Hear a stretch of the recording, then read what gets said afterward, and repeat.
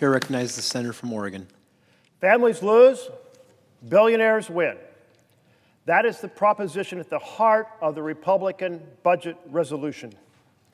Now, this plan is going to be explored tonight through a series of amendments. And as the American people watch how we vote on these amendments, it'll become clearer and clearer what it's all about. Families lose, billionaires win. We will see tonight that Democrats vote against irreparable increases to the deficit, and Republicans vote to explode the deficit. We will see tonight Democrats vote against tax giveaways to the billionaires, and Republicans vote for tax giveaways to the billionaires. We will see tonight Democrats vote again and again to protect programs that support families, while Republicans vote time and time again to slash those programs. Those programs families depend on to be on their feet and to thrive, to move into the middle class, to move beyond the middle class, to know with confidence that their children will have a strong foundation for growing up. That is what we will see tonight. Families lose and billionaires win. Democrats will fight this terrible vision for America in every single way we can.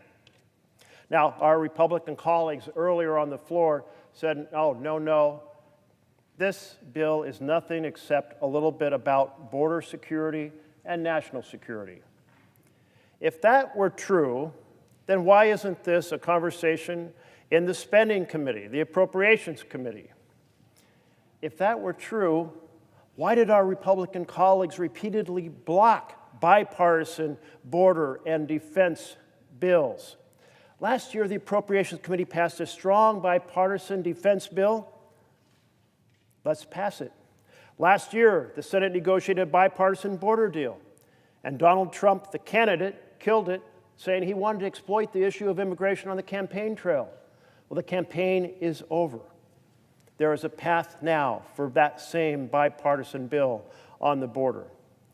All of this makes it absolutely clear that this bill is not about border and defense.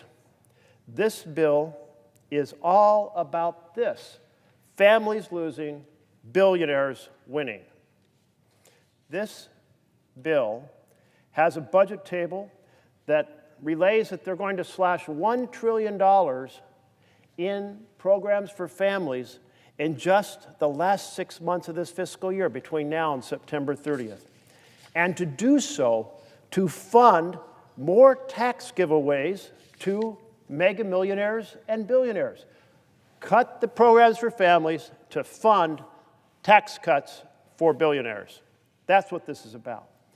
We saw that also last Wednesday in the Budget Committee. Democrats offered amendment after amendment to protect programs. And what did we see? Protect against the rising cost of groceries. Democrats voted for that protection. Republicans rejected it. Make sure that we don't lose the tax credits that enable middle class to buy health insurance on the exchange. Democrats defended those credits. Republicans voted against it. Attack Medicaid, health care for the poor. Democrats voted to protect Medicaid, and Republicans voted against it. Lower the price of prescription drugs so we don't pay more than people in other countries. Democrats voted for that protection. Republicans rejected it. And on, renting or buying a home, controlling the costs. Democrats voted to defend and lower housing costs. Republicans rejected it. Making college more expensive. Democrats said no way. We voted against that. Republicans rejected so they could raise costs on college loans and on child care. That's what this bill is about. Families lose and billionaires win. Republicans rejected every single amendment to help families stand on their feet and thrive, and families are going to pay a much higher price. In fact, this budget resolution opens the door to higher prices on groceries, That's Trumpflation. Trumpflation has arrived. This budget opens the door to making health care more expensive, both for low-income families and for middle-class families. Trumpflation. This budget opens the door to making college more expensive. I was the first in my family to go to college. It was a really big deal that we found a way to be able to afford to go. My family helped out, and I worked my way all through college. Making it more expensive, that's wrong. Trumpflation has arrived in the form of making college more expensive. All of this strategy to increase the costs for Americans. Why? I'm not getting any calls to my office. Are you getting any calls to your office, colleagues? Saying we want to raise the cost of America? Didn't I hear Trump on the campaign trail saying he was all about lowering costs? But tonight, this bill is about Trumpflation, increasing the cost of goods to ordinary Americans. Yes, it's about decreasing the cost to billionaires through massive tax cuts. This bill is all about helping the billionaire team. But those thousands of phone calls I've gotten some days, I've had over 2,000 phone calls, not one single one said we want Trumpflation. Not one single one said we want tax cuts for billionaires. Not one single call at $2,000 a day said we want you to cut the programs that enable families to be on their feet in health care and housing and education and child care.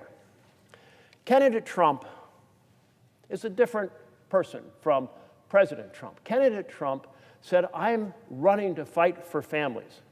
But now, who's he fighting for? He's fighting for the mega millionaires and the billionaires. This is a great betrayal. And this connection exists between cutting the programs for families and funding tax giveaways to those mega millionaires and billionaires. And we've seen this movie before. We saw it in the 2017 strategy during the last Trump administration. They did a tax bill, and almost all the money went to the wealthiest Americans. So this isn't some fiction about President Trump. This is a clear replay of the Republican plan. They did it before, and they're doing it again. Now, you've probably heard the expression during your life, fool me once, shame on you. Fool me twice, shame on me. Well, America, you're getting fooled a second time. This is the great betrayal. Let's not let that happen. We will fight it here. But it's going to take American citizens rising up to their feet, getting off of the couch, joining organizations, making their voice heard. That's what's going to make the difference in the course of what happens here in Congress.